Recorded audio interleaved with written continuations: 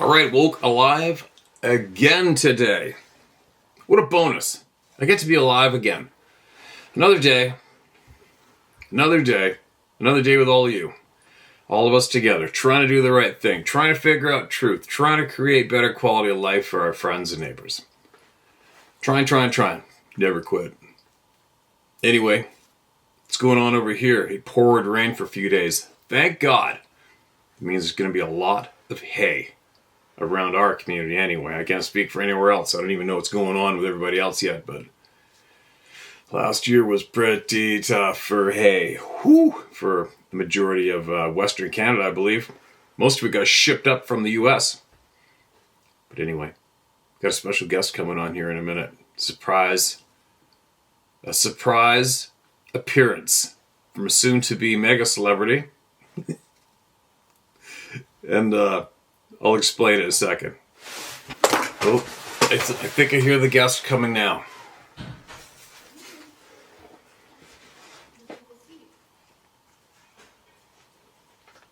He's an unfortunate little soul due to his challenged looks. You'll see in a minute.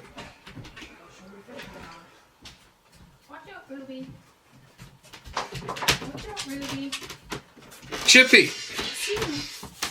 Come here! What's your matching? Here, go show your fishing rod. Look. Let's see your fishing rod. Look. Here, sit. Oh, Chippy. Chippy's got his camo on. His matching hat. This is Chippy Romans. We call him affectionately Chippy. Whoa, your arm just got broke there. Because he chipped his tooth. And then he bonked his head.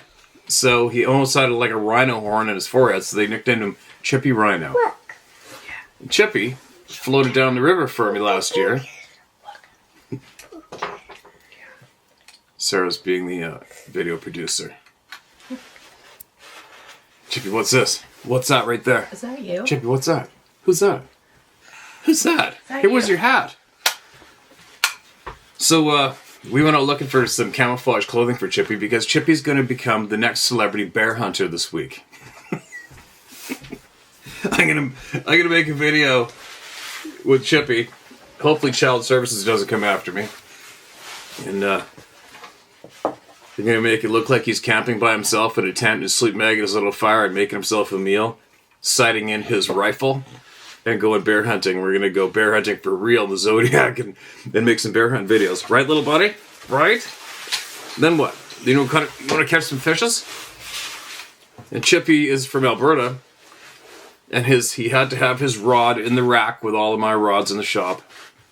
And then when I came home the other day, he was already here. And he came ripping across the entire front 40 from the chicken coop. And he saw me with his hands in the air, running to me like I was his real dad or something. It's kind of funny. And everybody in the house is jealous as hell because he didn't talk to anybody else hardly at all. But then he saw me, he came running and jumped on me. So, there you go, Chippy. Did you want to say anything to your future fans? Yeah? What's up here? Chip, what's up here? He just wants to go fishing. So Sarah went to put him to bed last night, and he already had his fishing rod in the bed under the covers. Didn't you? So there you go.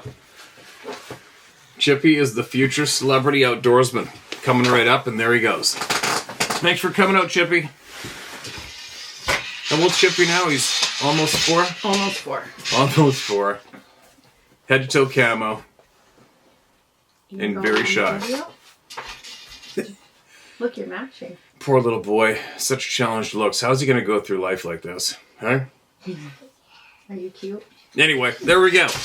There's our Bye. intro. Say bye. He'll be back. You gonna say bye? Bye. Oh, bye. Not as close. Alright, here we go. Another day.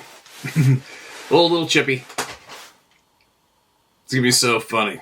I'm gonna when I make this video, it's gonna be a pretty cool video. I'm gonna put a lot of time into it. I'm gonna make it look like he's ripping across the ocean in the Zodiac all by himself. I'm gonna make it look like he's looking at a spotting scope at an actual bear, and then look at the camera and go, too small. Right?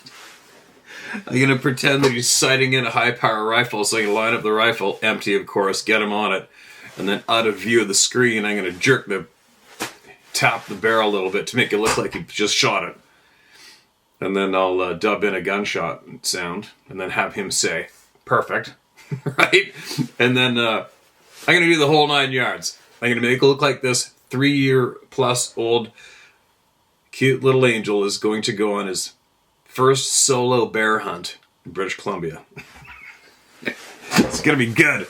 Can't wait to do it. I'm going to start doing it today, actually. I got some camouflage tarp. Going to make him a simple teepee tent in the woods.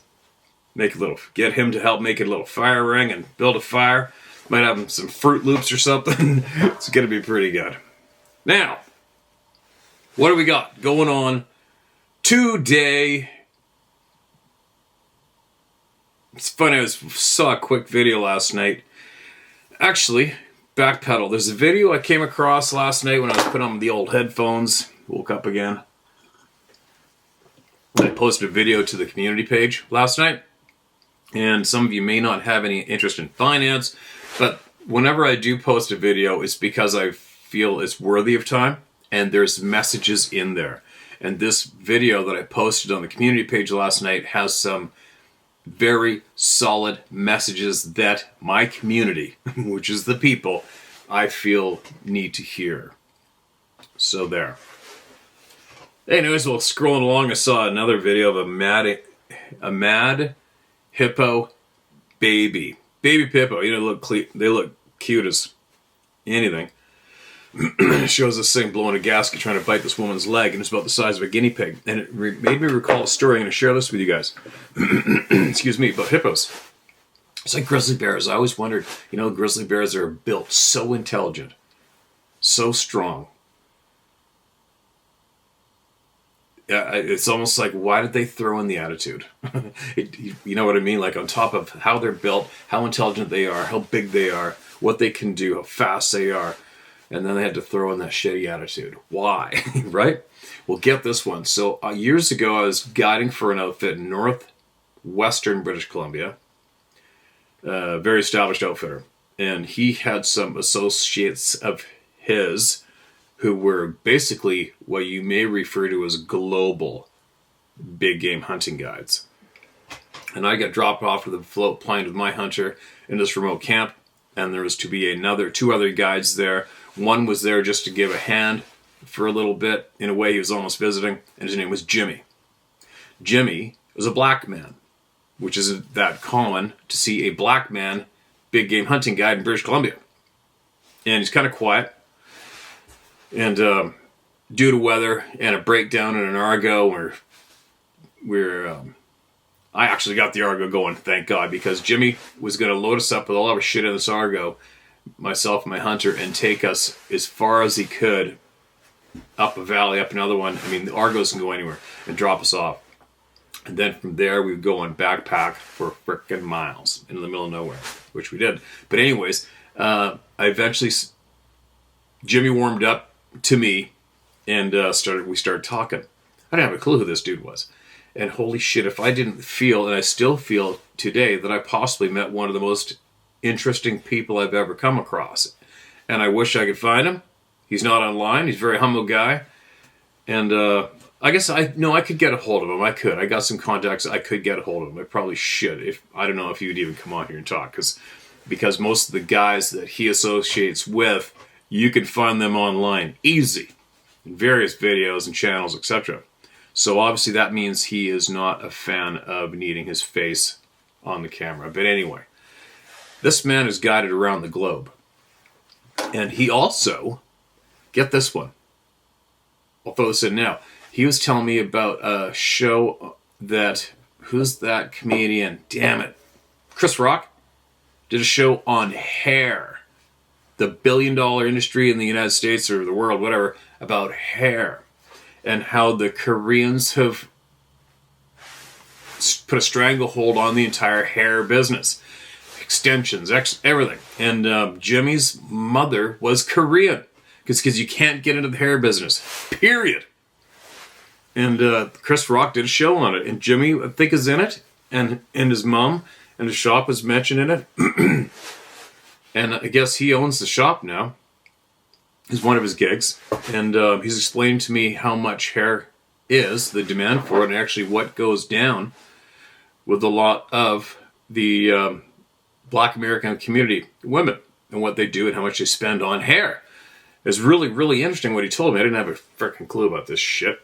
And but anyways, aside from that, some of you might even know who he is just from saying that now. But anyway, get this one. Getting back to hippos is what I'm trying to get to.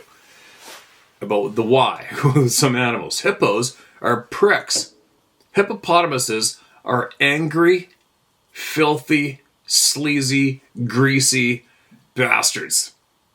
Get this one. He just showed up in an African country, I forget which one it was, on their way, I think he was either on his way to assist a hunt, guide a hunt, whatever they're doing.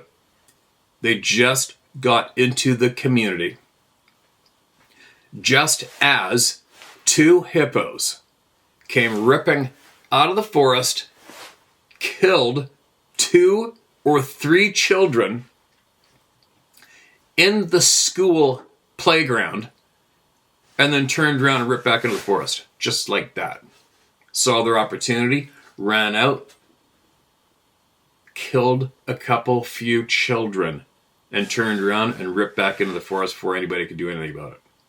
Right when he got there. Holy shit!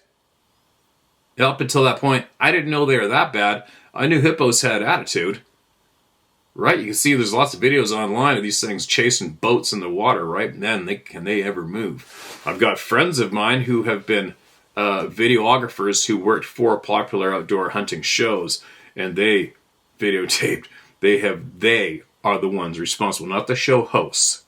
It's the guys behind the camera who are responsible for the success of these shows and the crazy ass video clips they manage to capture. It's the camera guys who never get mentioned instead of the egomaniac hunting show host douchebags. And I can say that because I've been there with them numerous times, and they are on average. But like this one friend of mine who worked for one of the larger names in the outdoor industry, and he has ran the camera for a long time. Some of the stuff he's done. You know, there's a charging elephant coming to kill everybody, and everybody's running. All the hunters, everybody's running. He stood his ground to get on filming while this attack went down. They ended up having to shoot the elephant feet in front of him. And he's not a big A-type aggro dick-slinging dude. He's just a humble, normal guy from Vancouver Island, actually. And another clip he had, same thing with, they were sneaking up on a bunch of hippos, and the hippo caught wind of them and came charging up that bank to come and kill everybody. He's caught some amazing video clips of adventure. But anyway, I didn't know that. I didn't know that about hippos. That they will avidly go out of their way to knock off some humans when they can. How creepy is that? So the whole village community was racing over to the schoolyard right when they got in to town. And I think he got to see it. Unfortunately, I think he said he might have he saw some of it. Definitely saw the aftermath. But anyway, that memory came to mind last night while I was finding something worthy of time to listen to, and I caught that clip of the little baby hippo at the zoo blowing a gasket and going, "Arr!" trying to chew on some woman's shin. And that brought back that memory. And that knowledge that was shared with me about just how much of a sleazy, greasy prick hippos are. Crazy, right? Pretty dark if you need to go. If you think you're going to go one-up some humans by killing children, innocent children in the community, right? Creepy. Anyway, I want to hear from Bobby Short again because we can. Now she's still with us. And there's a lot of people that try to stop her from speaking, and it didn't work. And it still isn't working. It's funny how I get such a kick out of that. Making sure that I get done what people wanted stopped. Bad people. Now, Burns. Remember we were talking about the man John Burns? B-U-R-N-S, not Peter Byrne. Burns continues. Quote, another well-authenticated Sasquatch encounter happened in late September when Indian hop pickers were having their annual picnic near Agassiz, British Columbia. It was alleged that a young Indian man and maiden named, respectively, William Point and Adeline August, both graduates of a Vancouver high school, were walking some distance from the picnic ground when they suddenly came across a Sasquatch. Hearing of the occurrence and anxious to verify it, I wrote to William Point for particulars. Here's his reply. I wrote to him. Crazy, I thought this was back in the days of writing a letter and licking a stamp and waiting for a reply. We're getting old. Anybody used to do that? We're getting old. Dear Mr. Burns, I have your letters asking it true or not that I saw a wild giant at Agassiz last September while with the hop pickers there. It is true, and the facts are as follows. Adeline August and myself started for her parents' house, which is about 4 miles from the picnic grounds. We were walking on the railroad track when Adeline noticed someone walking along the grade coming toward us. I also saw this person, and first thought another man walking the tracks as we were. But as we came closer, we noticed that his appearance was very strange. And on coming still closer, we halted in amazement and alarm. We saw the man wore no clothing at all and was covered in hair like an animal. Excuse me, let me read that sentence one more time as usual. We saw that the man wore no clothing at all and was covered with hair like an animal. We were both very frightened. You know, because if it was a monkey or a gorilla, they would have said, yeah, we saw this monkey or gorilla with covered in fur coming down the train tracks, and they wouldn't even have questioned it being naked, right? Unless it was a man, then you're going to be a little taking note. It was a naked man, broad daylight on the train tracks. We were both very frightened. It picked up 2 large stones with which I picked up 2 large stones with which I intended to use on him if he attempted to molest us. About within 50 feet or so, he just stopped and looked at us. He was twice as big as the average man, with arms so long that his hands almost touched the ground. His eyes were very large and as fierce as a cougar's. The lower part of his nose was wide and spread over the greater part of his face, which gave him a very repulsive appearance. Then my nerves failed me and I turned and ran. I looked back as I ran and I saw that he had resumed his journey. Adeline August had fled first and she ran so fast that I did not overtake her until we reached the picnic ground, where we told the story of our adventure. Excuse me. Older natives who were present said that the monster we encountered was undoubtedly a Sasquatch, a tribe of hairy giants, now almost extinct, who lived in the district, in tunnels and caves. Assuring you truth of this, yours truly, William Point. There you go. A quick note on the almost extinct. Who killed them? How'd they die? Right? Burns continued, quote, I do not doubt the authenticity, as he is both intelligent and well-educated. Burns and his writings undoubtedly were responsible for popularizing the First Nation term Sasquatch. That's a given.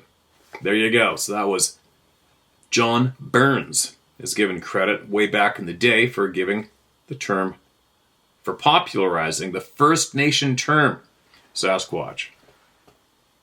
While the moniker Bigfoot may be justifiable, I prefer the term Sasquatch. To me, it sounds far less demeaning than alternative words for Bigfoot or Bigfoot.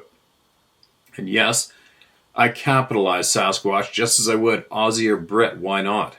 Believe what you will, this is the way I do it.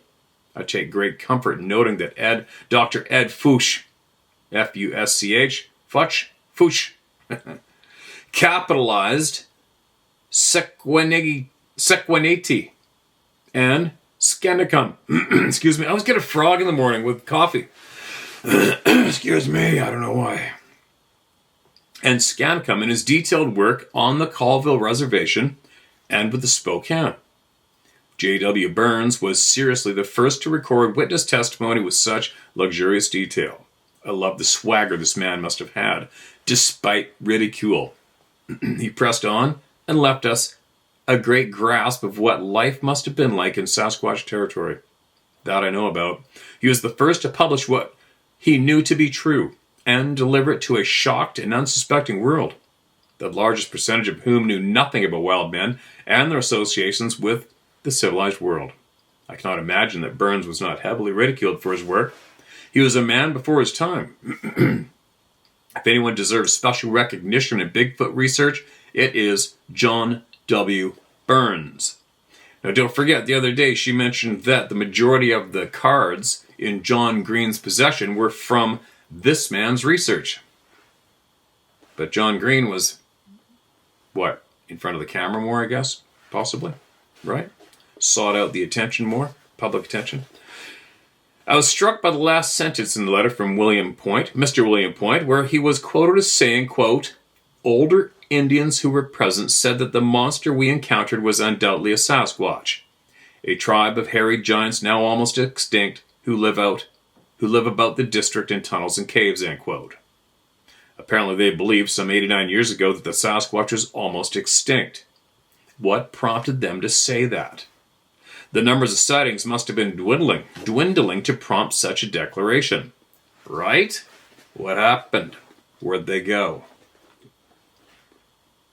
We can't even know. Who knows if they actually died? Did they leave?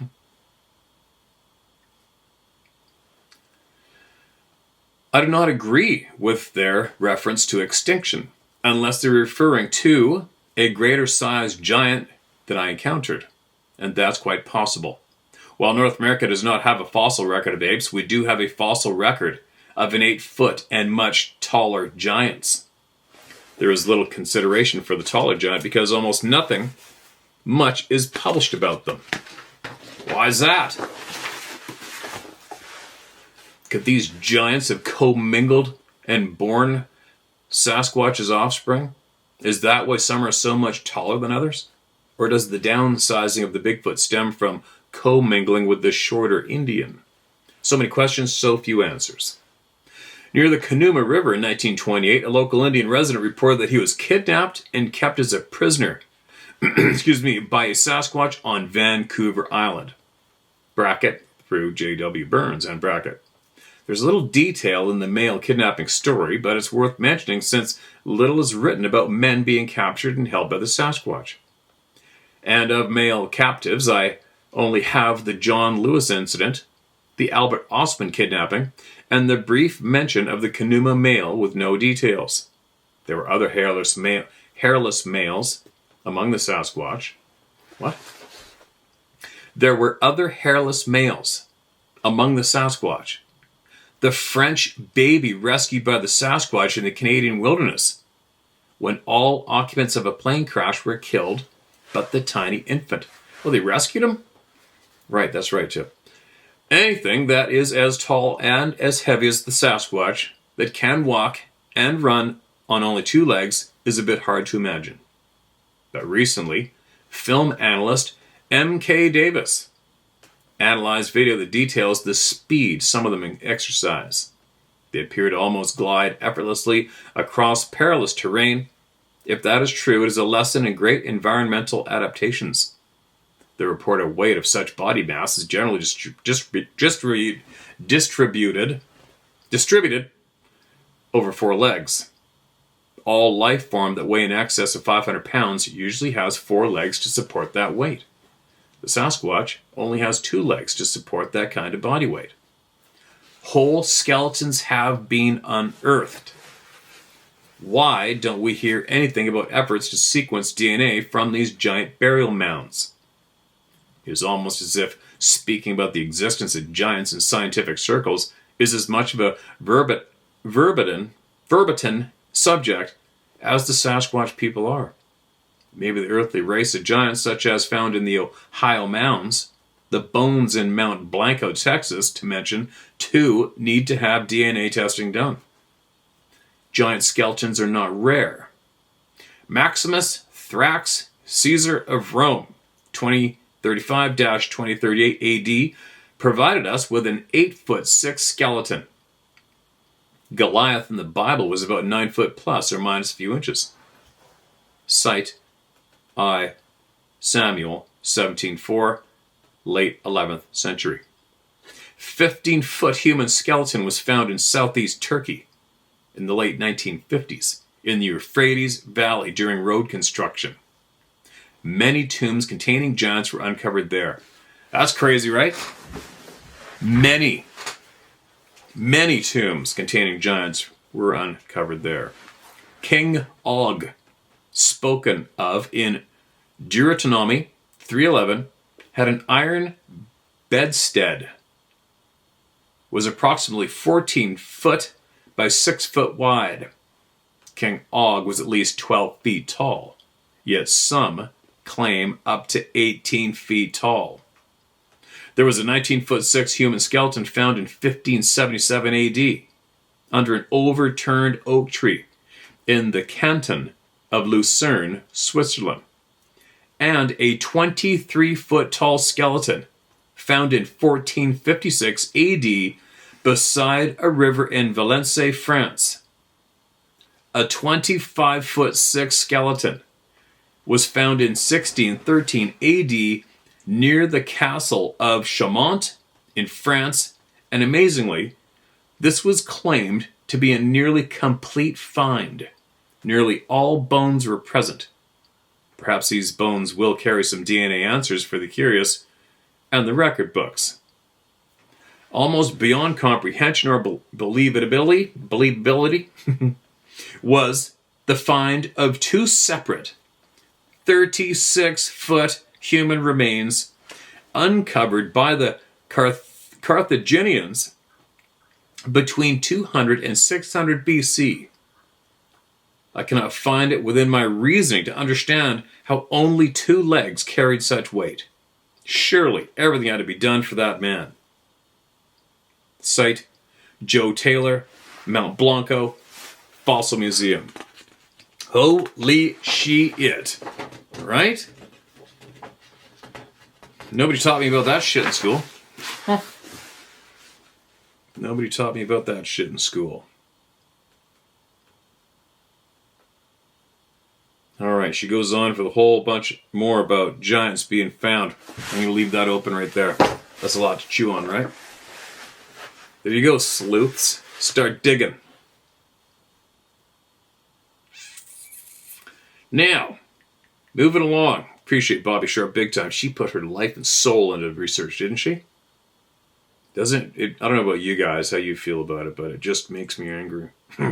Makes me angry when I think about the people who attacked her and other women. When it comes to this topic, I don't give a shit whatever topic.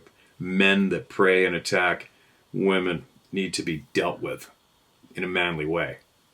Period. I'll bite my lip.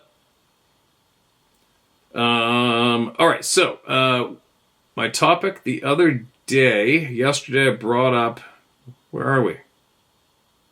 Come on, seriously? Hold on a second. Okay, so yesterday I was bringing up the topic of the warnings all over the shop about the possibility of UN policing in North America, right? Because it just keeps coming up. And I thought, well, we do have the Cooge with us, who previously offered up his experience as being a lifelong protector, law enforcement officer, kick-ass man. And so I ran it by him yesterday how he felt about the possibility of some UN douchebags coming in and standing on a street corners with guns. And this is his reply.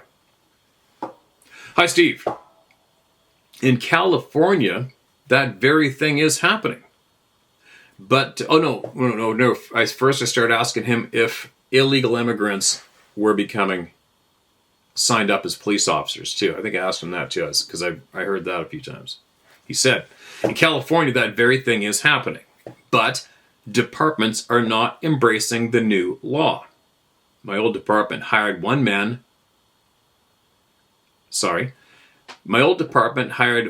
non-citizen after the bill passed. Pretty sure it was a PR move, since over 80% of the city is made up of Hispanic nationals, and a large number of those are here illegally. Haven't heard of any problems or complaints about that hire. I have not heard a peep about UN troops being deployed in country. with Biden or any other Democrat. I could see it happening. Sorry, it's a whole new sentence. With Biden or any other Democrat, I could see it happening. With Trump, no way. The U.S. is part of the UN Security Council, so it could veto a move by other UN countries to put troops in the United States. As far as how cops would react to these situations with non-citizen cops, it would depend. There's been no problems in my old department. As long as that person is a good cop and there for the right reasons, I think the officers wouldn't have a problem. Now, if there is a huge influx of non-citizens being hired over true citizens for political reasons, there would be pushback. If UN troops ever came into our cities for peacekeeping, this country would have to be in huge trouble. If it was legit, I think cops would accept it begrudgingly. Shit would have to be so bad that they would need help. And if officers, National Guard, and regular military couldn't do it alone, cops would see we need the help. But if the first step was the UN skipping our military, there would be issues. Excuse me, China already has police stations in the United States. They are buying all of our land, too. UN troops deployed inappropriately would be seen for what it was, a move to destabilize and take over our country. Could start a civil war, just my 2 cents. Then one more follow-up. Stephen, another thought, big difference between an immigrant and a non-citizen. Historically, police work in this country was full of immigrants, like the Irish on the East Coast, and immigrants who became citizens regularly became law enforcement to show gratitude and give back to our country for taking them in. Like a woman I know who was from that evil country in Canada. She got her U.S. citizenship, was hired, did her 30 years, and retired a commander. Best sex crime detective I ever met. Non-citizens, though, is a new concept. We'll have to wait and see on that one. But like I said in the first email, it depends. All right, there you go. Straight from one of the mouths, with direct contact with law enforcement. I guess it still opens up. There's a possibility, right? Who knows? We'll see what comes. But I like to hear from everybody. Everybody who I trust and respect as knowledgeable people in the department I'm looking for knowledge on. What else? Okay, so Mr. Richard Hucklebridge, he's ready to rip. He emailed me last night and said he's got his stuff ready to go. His Zoom is going to work, and we're going to do this. I'm looking forward to that one. I might even be able to pull that off today, but as soon as I do this, I'm going to go drop 3 old fir trees in the front yard and get them cleaned up is my next task. And then after that, maybe I could even hit this with Mr. Hucklebridge. Now,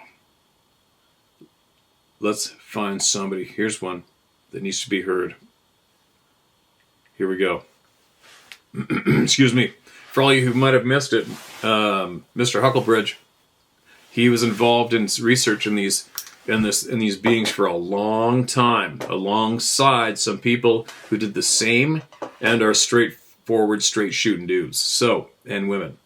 And for a quick heads up of what's coming up, he spoke with a medium woman who is allegedly a medium, whatever you want to call him, for 5 years before he allegedly had a conversation through her with these forest people, back and forth.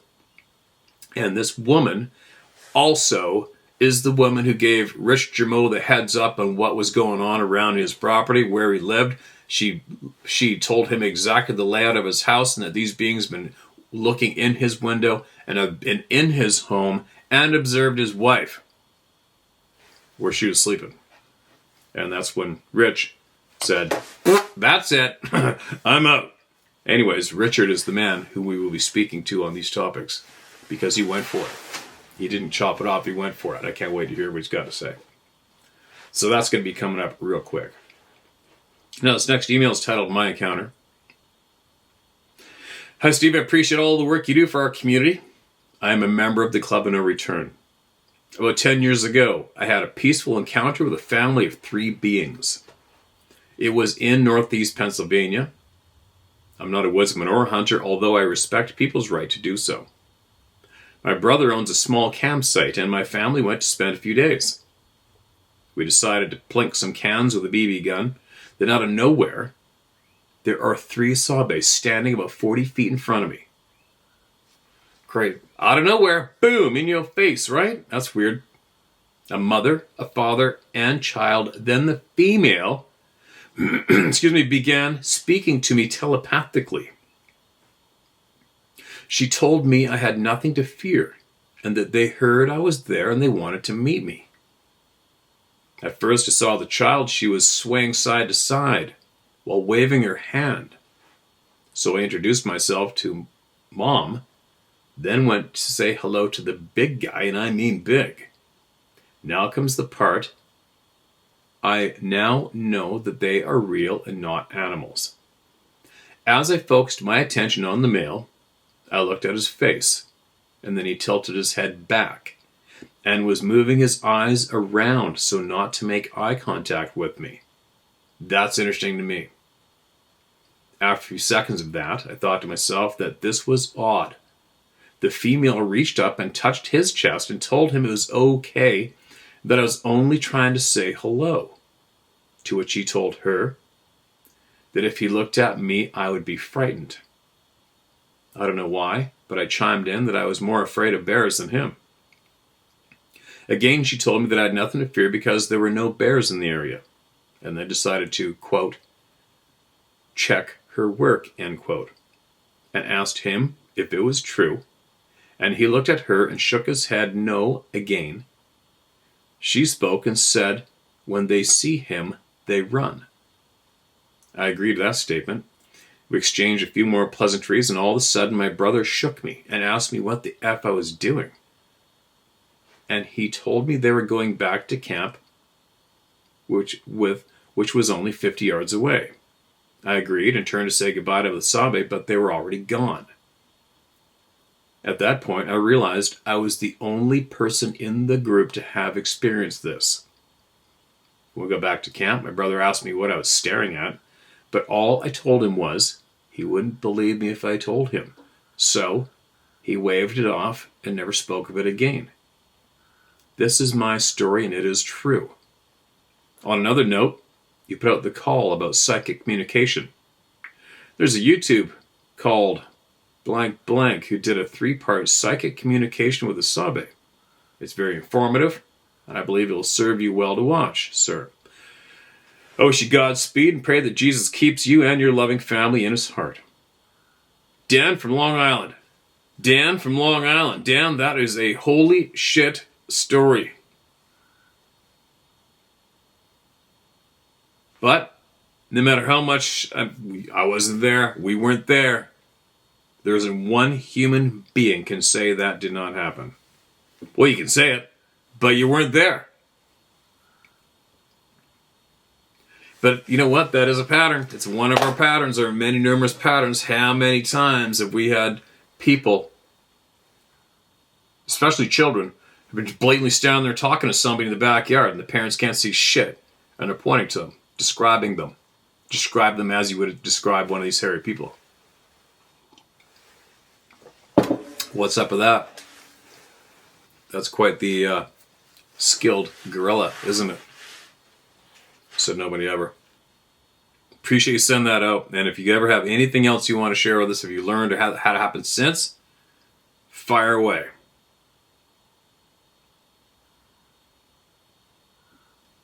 All right, what's this one? This is titled Wow. Shared with law enforcement, friends, and got a picture. Holy cow, Steve.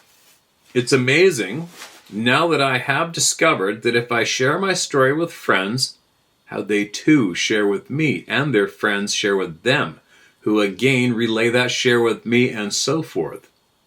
Yeah, it's funny how it works, isn't it? Happens to me all the time. It's all in the delivery. Life is everything's in the delivery, right? The eyes, the sincerity, and the delivery, and the honesty. It's all it takes. It's not hard. Unless you're a dick. Here is a relay share from my retired prison guard family. From Porterville, California. Now in Washington State. From a fellow prison guard in Porterville, California, who hunts, and here's his photo of his encounter. As typical, fright, gut feelings of danger, sounds in the tree line, sense of being followed from just out of sight, the whole shebang. Hope I pronounced this right. The Marquez family? Marquez? You guys must howl your heads off at me with the Hispanic names, right? Marquez. Family shared my story to him and they shared his. I'll give them your email to send their friend so he can contact you. My hairy apple thief is back and he's watching me from the 2 tree lines at dusk. I greet him saying, "Hello, buddy. Great batch of fresh apples for you, sweetheart. I'm going inside, so don't be afraid to help yourself. Good night." Then some smaller trees start shaking, and I say, "Gotcha," and wave, turning my back as I go inside. So it's still very docile. I'm not getting any bad vibes whatsoever. Have a great day and say hi to the family. Tona Carlo, Roy, Washington. Enjoy the picture. So there's a screenshot. Looks like a social media post. It says, "Out in the sticks this morning. Not sure what made that print, but it's bigger than my boot." It's an odd one. Excuse me. Let's have a look this way, shall we? I can see on the screen of my camera, you can see that. Daylight photographs of footprints are very difficult to capture. Right? The best thing you can do with a footprint, if you come across one, is to wait till the light starts to dim and get a flashlight, put it on the ground beside it, cast a shadow, and that'll catch it. There you go. Welcome to the club. Careful what you ask for in the backyard. Excuse me. Careful what you ask for. Keep us posted on the knowledge you gain. If you gain any knowledge you feel will help the people here, or help you, or help me, what a rip. Bigfoot Campfire Story, number 18. Uhari National Forest, North Carolina. Use my name, Bobby Huffman, from North Carolina. I'm in the Club of No Return. Knowing the truth about Bigfoot, Sabe, the mountain people, as we know them here in North Carolina. I got my first-hand stories and theories, and they are real. I don't care if anyone believes or not. To each his own opinion. Being here with you and for you for many years, holding my own secrets. I don't know how to handle this because you, I, and others here don't like to promote any other YouTube channels. But this interview that was done here in North Carolina is the real deal. I've had my own personal experiences in this national forest.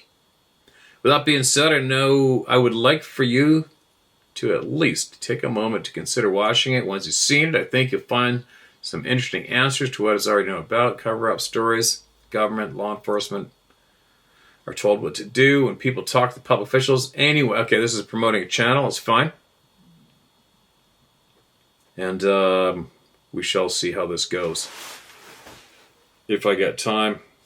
Okay, I just clicked onto it. Never heard of this channel. Don't know who it is. I don't know nothing. I'll look into it. Maybe I'll fire it up when I'm bucking those trees down. And then we'll see. It's like you said, especially when it comes to this topic, there are... have I ever promoted too many channels yet? Sometimes when I do, it bites me in the ass, right? I promoted one not too long ago, only to find out a friend of his emailed me directly and said he'd been running all of us into the ground. So, done. I don't give a shit what kind of pictures you're capturing. And if you show me that you are caught up in that egomania, I'm the best, nobody does it as good as me, and then you attack the people, you're out. You're out of our circle. You're done. I don't give a shit what you got.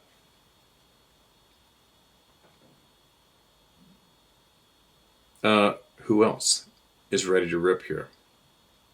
Okay, I got another one here mixed up in the mix, and unfortunately it's a tail end email thrown down again from one we just recently read, I believe, because it's titled "Sorry, One More Thing." That's the shitty thing about not getting everything in one, right? Excuse me. The night the power was out to the subdivision, the night of the initial experience that I call day one, I had some teeth rot and fall out within 90 days that night.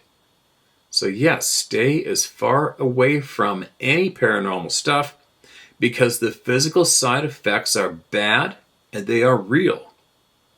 Don't go looking for it. To anyone listening to my words, speak these words to the brave. Be without fear in the face of your enemies. Be brave and upright that God may live thee. Speak the truth, even if it leads to your death. Safeguard the helpless. This is your oath. Now rise at night. Paul from Canada. All right, Paul. Appreciate those words, man. And that's a first for me.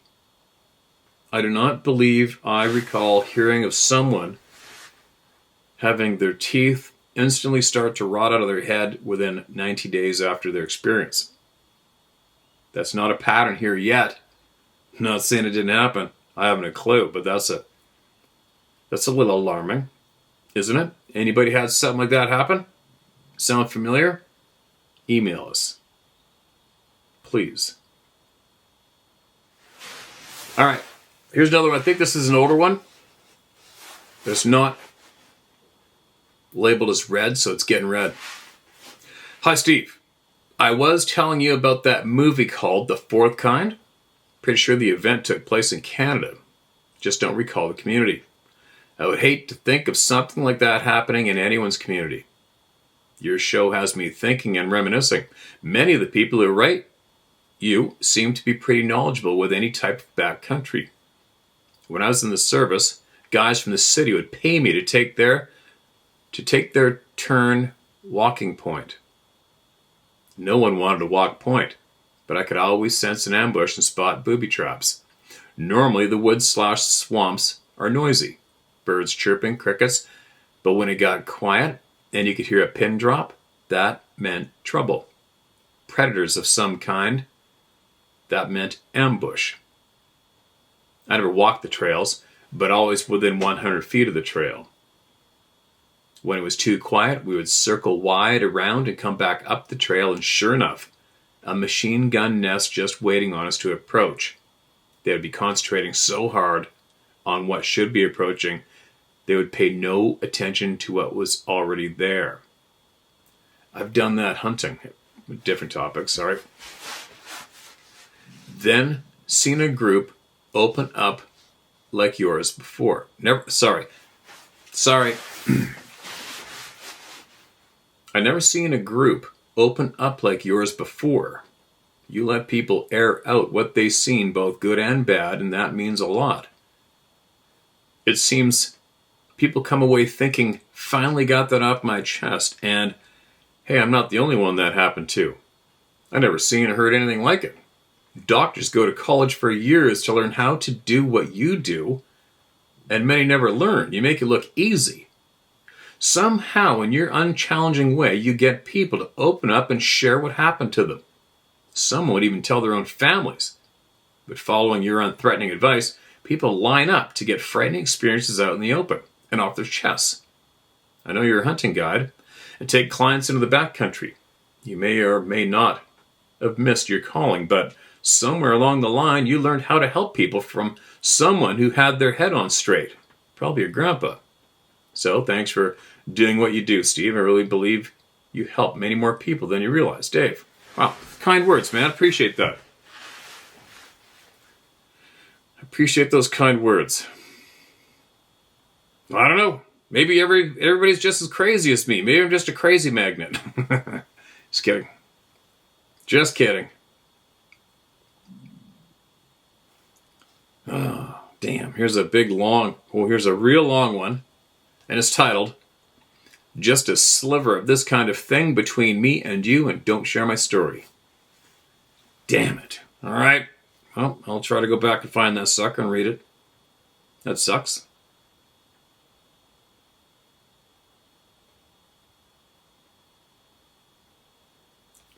Okay, here's 2 emails slammed together. Same person, obviously. Sometimes I don't know how I do it, but sometimes, I guess maybe they send me one, send me another, and I copy one, put it in, copy the other one, put it in this little folder. Hi, Steve. I originally sent this to your Pro Guide 66 email, and I am forwarding it to your Sasquatch email address. Thank God. At this time, I'm living in the woods, and I hear a lot of chirping/howling sounds at night. On your most recent video, you mentioned something about these beings being able to mimic, and often they'll mimic 2 different animals in a single call. Last summer at night, I was hearing a fox barking that blended into bird chirping. I heard it a lot, and I asked my neighbor if he'd noticed, as his house was close to mine. I found it hard to believe that he hadn't heard those calls. I also heard a raccoon that morphed into an owl, and some strange, barely human wail in the form of a woman's voice that couldn't possibly have actually been from a woman, because no woman has the lung capacity to sustain a wail that loud for so long. No shortage of unexplainable things to keep our hair standing up. And then the next email, which one's first? Oh, so the next email was his original one before that one. Excuse me. I'll share with you a story of an event that happened to me in 1992 while I was camping alone in Humboldt County, California, about 15 miles inland from the coast. I was camping alone, helping someone guard their property, and I'd been in the woods for about 10 days when something happened to me that I couldn't forget if I wanted to. I was camped and sleeping in a tent, and starting on the second night, I'd be awakened every night at various times. Sometimes, just as I was dozing off, awakened by something that I thought might have been an acorn dropping onto the roof of the tent and then rolling down the side. After 3 nights of that, I decided to check it out in the morning to see if I could figure out what it was, as it was annoying me by this point.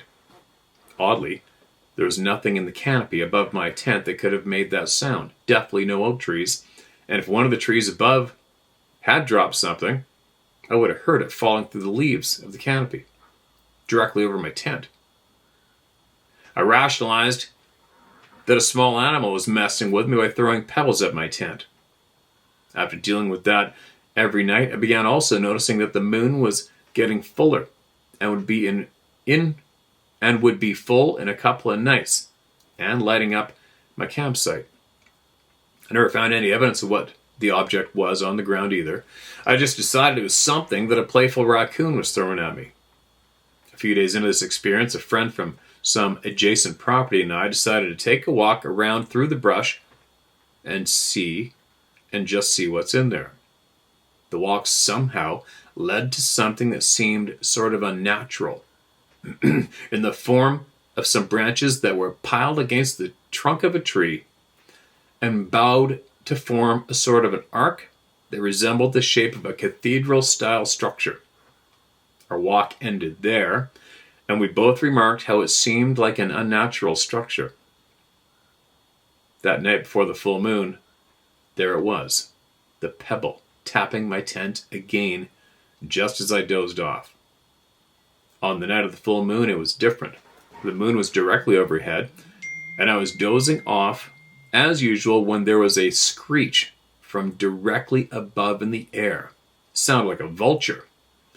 But I hadn't known vultures to do that, particularly at night, ever. But I guess birds can do unexpected things.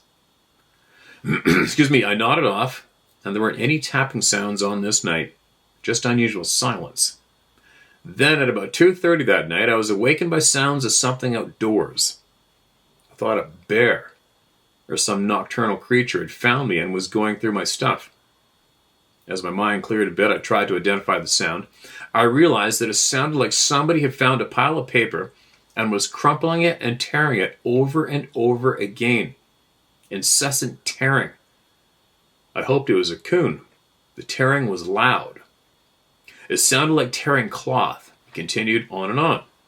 I had a Magnum revolver, and the thought occurred to me to go out from the tent and scare it away. Then the fear hit. I tried to see something by shining a flashlight out the door of the tent, and I couldn't see anything. Something about this was absolutely not okay. I realized that although I was armed, something inside told me that my weapon was absolutely useless, and I was at the mercy of what was out there.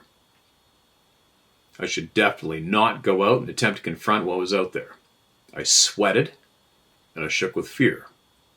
I remember looking at my timepiece, and it was now 4 a.m., and this sound was continuing. I counted down the minutes till sunrise and wished that whatever it was would just take what it needed and leave me in peace. Somehow, through the stress and exhaustion of the fear, I nodded off with my revolver in one hand and my flashlight in the other hand. I woke up late the next morning, sitting with my sleeping bag over my shoulders, and the first thing that came into mind was what I'd experienced the night before. I went out there to clean up the mess. Nothing had been touched. Every single piece of gear was 100% exactly as I'd left it the night before. I realized it was time to clear out of there, and hastily broke camp and explained to the property owner what had happened.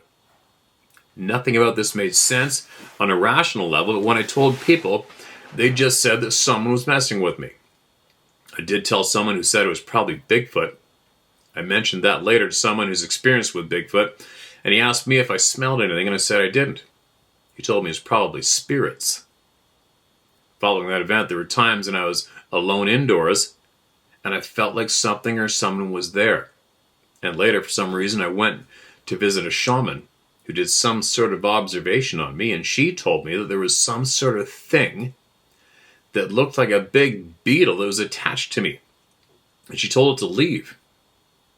From hearing the stories others have reported in their emails, I've been noticing that there is a commonality, and that is the fear, like nothing I've ever experienced before. To put things into perspective, one time I was surfing and I noticed a large shape beneath me, and I thought it was my shadow at first, but I did a double take, and I noticed it was moving, and I observed it as it rose, and I soon realized it was a big shark, a great white about 15 feet long. It was as large as an adult dairy cow in girth, and its head was as big as a household 30-gallon trash can, rising from the bottom to examine me. It sniffed me and decided to go elsewhere. If it had opened its mouth, I figured my surfboard was my only shield, and I might be able to use that, but I was basically defenseless. As it rose, its dorsal fin and tail fin broke the water, and they were close enough for me to touch, and about 7 feet between the two fins. Compared to my experience in the woods, I can say I was kind of scared. Like maybe 1/10 as scared. So anyhow, there's the story of the thing that scared me in the woods. Might sound familiar to someone listening. The thing someone mentioned in a video about stick people sounds fitting for some reason. Thanks for being here to share all the experiences of others. Fright scenarios. Cheers, keep up the good work. Thanks for sending that in, man. No doubt you're guarding a grow-op. It doesn't take a brain surgeon to figure that one out. And one of my thoughts right away, as I was reading, I was thinking, I wonder if these beings ever go and hit some green bud. I wonder. But we've had a handful of people who managed, or even guard, whatever, had a handful of people involved with outdoor marijuana grow-ops. And we haven't had anybody mention that the crop is going missing or being eaten. Who knows, right? I guess then again, the shit they can do to entertain themselves and enlighten themselves or whatever plane they're on, they probably... Getting high on weed probably isn't much of a thing for them, maybe, possibly, I don't know. And the great white shark thing, man. What's up with you people, right? I guess people... I was talking to some police officers in Memphis years ago, and they thought I was absolutely crazy for going in the woods where there's grizzly bears And I thought they were absolutely crazy for basically getting shot at almost nightly. And they laughed at that. And that's my feelings with these surfers. It's like, I've said before, how many people go surfing and then some people get attacked by a great white shark while surfing where there's great whites, and then they express their surprise at getting attacked by a great white shark. I'm like, how could you even be surprised for the slightest? Really? And I'm not being a dick, I'm just saying. I ain't going surfing. I'm not going swimming where there's great whites. Not me. No, thank you. Ooh. Oh, that would suck. That would suck. But anyway, appreciate that email, man. That's an interesting description of what that person said was attached to you. It's still alarming and creepy, right? Very creepy. So, on that note, I guess we'll see what's coming. I'm looking forward to talking to Mr. Richard Hucklebridge. I can't wait to hear. I'm very, very interested on the possibility of smooth communication.